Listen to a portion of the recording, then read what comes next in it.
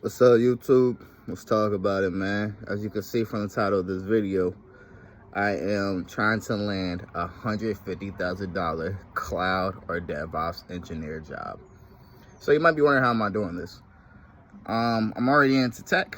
I am an IT. I make about, a nice salary, under 90. But I want more. So what do I gotta do? I gotta study, search, and actually learn the skills. So let's talk about what I'm learning. Currently, I'm learning about AWS. I've already received my AWS Solutions Architect Associate certification. I have a foundation of all the three main CompTIA certs, your A+, Net+, and Security+. Next, I'm at the Terraform Associate 004. They got the new version that came out. Got to get it. And then right after that, immediately dive into AWS DevOps.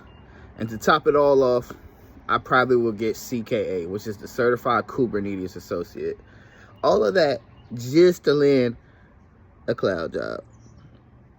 Now, I'm going to show y'all some of the work I put in to get here, because a lot of people think when you're in tech, you're just a genius and you know everything.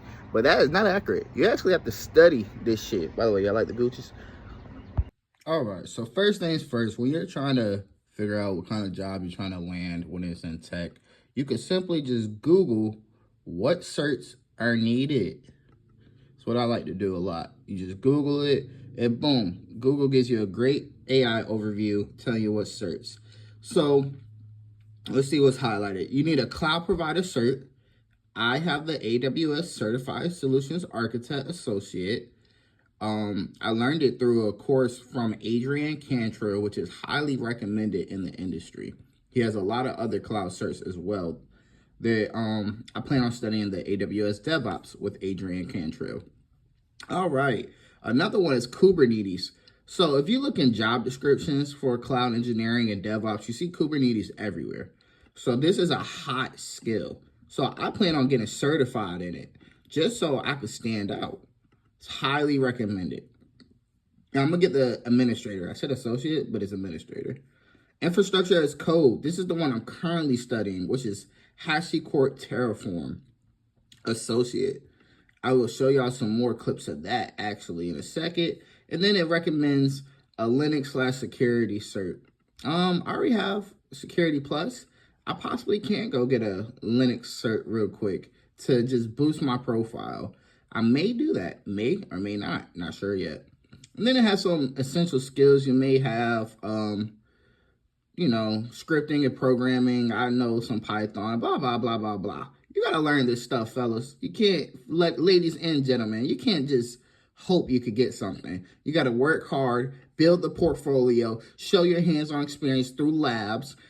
And apparently that's more important than the certifications alone, but I believe certifications open up the door. All right, that's enough of this. So let me show y'all the course that was recommended to me.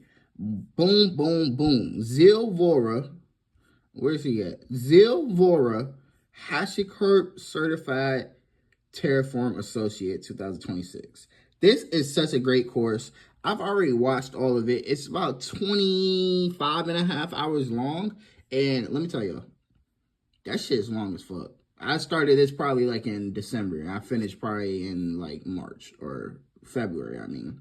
But hours and hours of content. But this gives you a great foundation. And right after this foundation, you should quickly go test your skills through Brian Crossan's HashiCorp Terraform Associate Practice Exams, 004, of course, because that's the test we're at now. This is the phase I'm currently in.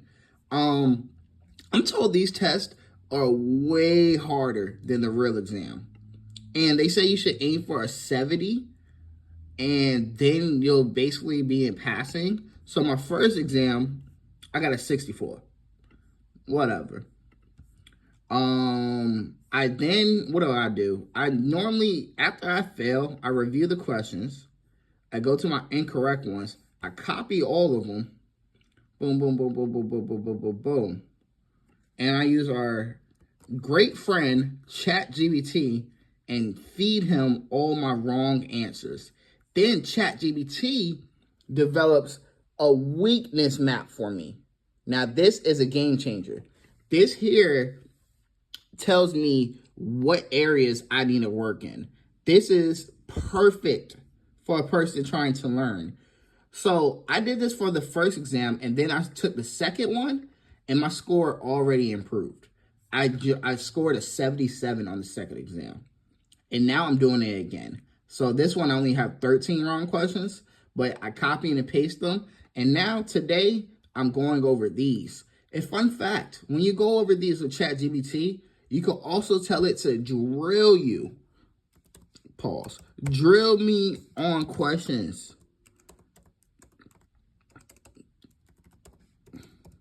that I got wrong. Similar ones.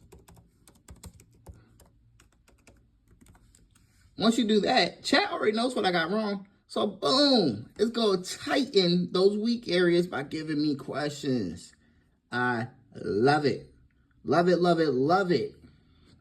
Now this, y'all, to me, is the best way to study. I plan on doing this for all 6 exams. But after the 3rd exam, I'm going to do a deep dive into all my wrong answers and right ones just to confidently understand it. And then I will move on to 4 or 5 or 6. Fun fact, when you take these tests, do not use ChatGPT to help you. Do not use Google. And try to finish within the time frame it's asking you to do. Because here I exceeded, but I was distracted. And just take it like a real test. Hey, but that's all I got for you guys today. Let me get back to eating my goddamn noodles and studying for the certification. I'll catch y'all later. I'll give y'all an update on how this is going when I finish my next few practice exams.